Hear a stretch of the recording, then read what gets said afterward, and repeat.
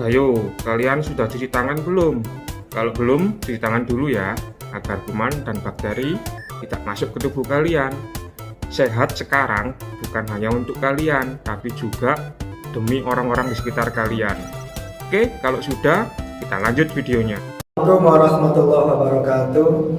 Baiklah anak-anak sekalian, sebelum kita memulai pelajaran, mari kita berdoa dulu. Berdoa sesuai agama dan keyakinan masing-masing. Harapannya semoga kita semua mendapat ilmu yang bermanfaat. Berdoa mulai.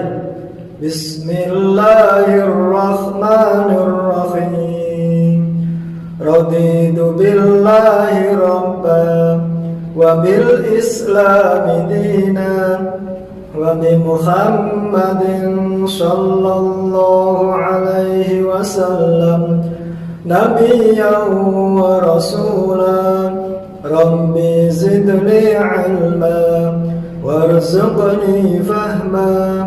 Rabbi shrah li sadri wa yassir li amri wakhlul 'uqdatam min lisani yafqahu qawli. Amin ya rabbal alamin. Assalamualaikum warahmatullahi wabarakatuh. Setelah tugas kemarin, bagi yang belum mengumpulkan segera dikumpulkan ya, karena berpengaruh kepada nilai kalian nantinya. Baik, untuk materi saat ini kita masih pada materi integrasi nasional dalam bingkai Bhinneka Tunggal Ika. Pentingnya konsep integrasi nasional. Pengertian integrasi nasional.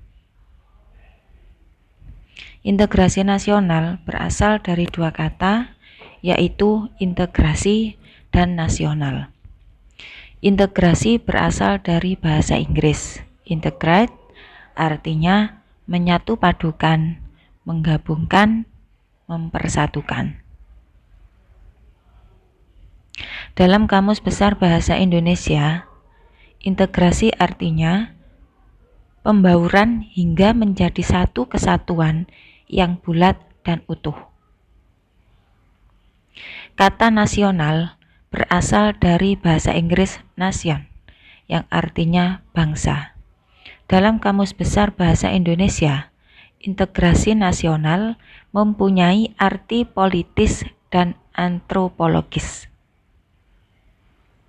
Secara politis, integrasi nasional secara politis berarti penyatuan berbagai kelompok budaya dan sosial dalam kesatuan wilayah nasional yang membentuk suatu identitas nasional.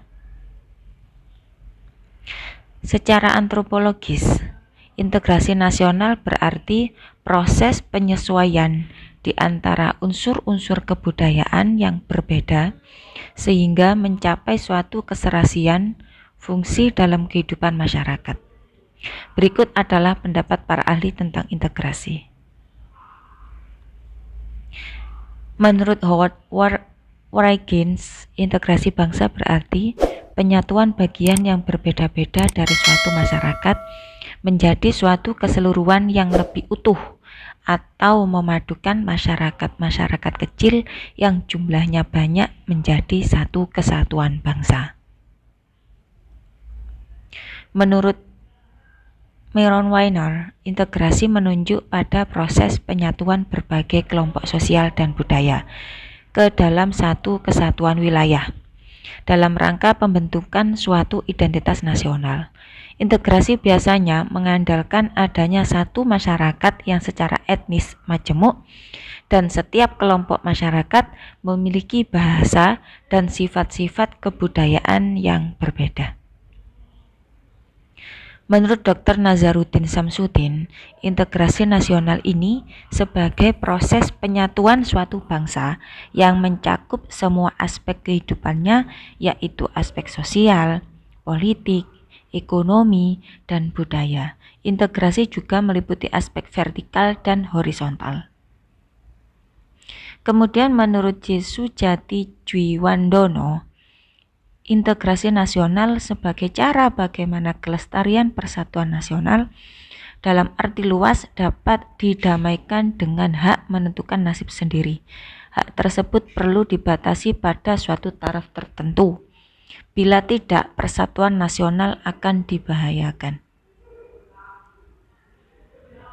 Dari pengertian di atas dapat disimpulkan bahwa integrasi nasional bangsa Indonesia berarti hasrat dan kesadaran untuk bersatu sebagai suatu bangsa, menjadi satu kesatuan bangsa secara resmi dan direalisasikan dalam satu kesepakatan atau konsensus nasional melalui Sumpah Pemuda pada tanggal 28 Oktober 1928.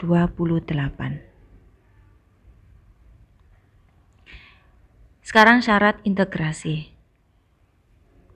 Syarat keberhasilan suatu integrasi di suatu negara adalah: yang pertama, anggota-anggota masyarakat merasa bahwa mereka berhasil saling mengisi kebutuhan-kebutuhan antara satu dan lainnya. Yang kedua, terciptanya kesepakatan atau konsensus bersama mengenai norma-norma dan nilai-nilai sosial yang dilestarikan dan dijadikan pedoman. Kemudian yang ketiga, norma-norma dan nilai-nilai sosial dijadikan aturan baku dalam melangsungkan proses integrasi nasional. Dalam Undang-Undang Dasar Negara Republik Indonesia tahun 1945 disebutkan bahwa setiap warga negara memiliki hak dan kewajiban yang harus dilakukan dengan sebaik-baiknya. Apakah kalian bisa membedakan mana yang hak dan mana kewajiban sebagai warga negara yang baik? Jangan sampai menyalahgunakan hak, karena akan banyak sekali orang yang bisa sewenang-wenang melakukan sesuatu hal yang bisa merugikan orang lain. Begitu pula dengan orang yang selalu berusaha menghindar dari kewajibannya sebagai warga negara. Perilaku ini bisa dijadikan contoh perilaku yang merugikan masyarakat, khususnya bagi pemerintah. Pelanggaran hak orang akan menyebabkan terjadinya disintegrasi, sehingga orang yang haknya dilanggar kemungkinan tidak akan menjalankan kewajibannya. Keseimbangan dalam menjalankan hak dan kewajiban harus dilakukan. Hal ini agar tidak terjadi kesalahpahaman yang bisa mengakibatkan kerugian bagi orang lain dan diri sendiri. Misalnya, pertumbuhan pembangunan infrastruktur, contoh jalan dan jembatan, di satu daerah dengan daerah lainnya harus sama. Jika berbeda-beda, akan terjadi kecemburuan dan berakibat terganggunya integrasi nasional. Dengan demikian, sangat penting integrasi nasional bagi pembangunan bangsa dalam masyarakat yang berbeda-beda. Setiap warga masyarakat harus menyadari adanya perbedaan etnik, suku, agama, budaya, bahasa, dan sebagainya.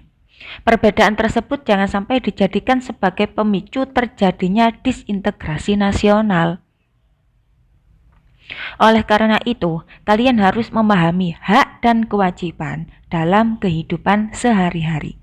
Salah satu kewajiban sebagai warga negara adalah menjadi integrasi nasional dalam bingkai Bhinneka Tunggal Ika. Bagaimana cara menjaga integrasi tersebut?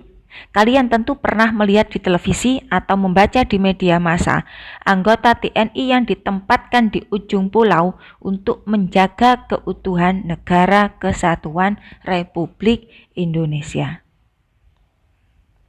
Saat ini, negara Indonesia tidak dalam keadaan perang, tetapi negara menuntut kita sebagai warga negara untuk ikut serta menjaga integrasi nasional. Rakyat Indonesia harus memiliki sikap untuk mempersiapkan diri jika terdapat ancaman, tantangan, hambatan, dan gangguan yang dapat mengganggu integrasi nasional.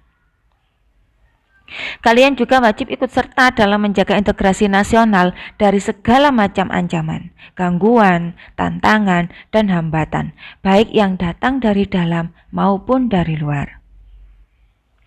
Oleh karena itu, kalian sebagai warga negara yang baik wajib mematuhi semua peraturan-peraturan yang berlaku. Dan sampai di sini materi yang Ibu sampaikan. Apabila ada yang kurang paham, silakan bertanya kepada Ibu lewat WA Ibu. Dan pesan Ibu, bagi yang belum mengumpulkan tugas kemarin, segera dikumpulkan. Dan sekian dari Ibu. Assalamualaikum warahmatullahi wabarakatuh. Salam olahraga, salam sehat. Jangan lupa memakai masker setiap kali berkegiatan di luar rumah. Dan gunakan masker untuk menutupi hidung dan mulut kalian. Contohnya seperti ini. Oke guys. Bagaimana dengan pembelajaran hari ini? Sukses selalu, tetap semangat. Jangan lupa jaga kesehatan, pakai masker, selalu cuci tangan, dan jangan lupa jangan keluyuran kemana-mana. Tetap di rumah saja, bantu orang tua. Jangan lupa ibadah.